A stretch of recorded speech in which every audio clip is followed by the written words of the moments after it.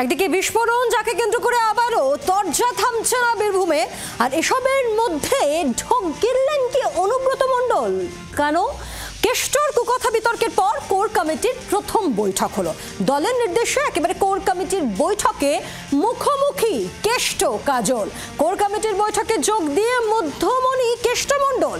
আশিস বন্দ্যোপাধ্যায়ের সিদ্ধান্ত মেনেই চলতে হবে, কারোর মাতব্বরই মানা হবে না বলে নির্দেশ দলের, এমনটাই সূত্রের খবর।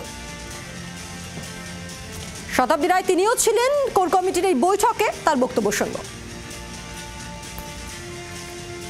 কমিটি এখন তো কোর কমিটির সঙ্গে কথা বলে সিদ্ধান্ত হচ্ছে, সুতরাং বিভ্রান্ত হচ্ছে সবাই। মমতা ব্যানার্জি অভিষেক ব্যানার্জিকে দল করে, কিছু কিছু ভুল বোঝাবুঝি, কিছু মানুষের প্রতি বেশি ভালোবাসা, কিছু মানুষের কম ভালোবাসা থেকেই যায় প্রত্যেকটা মানুষের ব্যক্তিগতভাবে।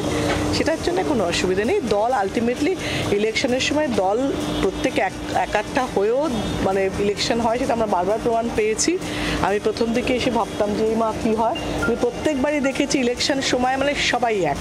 এবং একটা বড় সংসারে মতবিরোধ মতামত থাকতেই পারে, তো সেটা আলটিমেটলি মমতা ব্যানার্জি, আলটিমেটলি অভিষেক ব্যানার্জি। সুতরাং তৃণমূল, সবাই তৃণমূলই করি। দলে কোনো বিভেদ নেই, এমনটাই বললেন শতাব্দী রায়। আর এই কোর কমিটির বৈঠক যেখানে একেবারে মুখোমুখি কেষ্ট কাজল, এই নিয়ে বিজেপির বক্তব্য শুনব। বিজেপির রাজ্যসভার সাংসদ সমীর ভট্টাচার্যের বক্তব্য শুনব।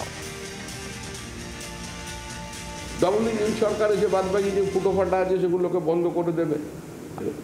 যে বাঘ সিংহর ছবি নিয়ে খেলা চলেছে তাদেরও যে যেখানে নির্দিষ্ট গন্তব্যস্থল সেখানে পৌঁছে দেবে।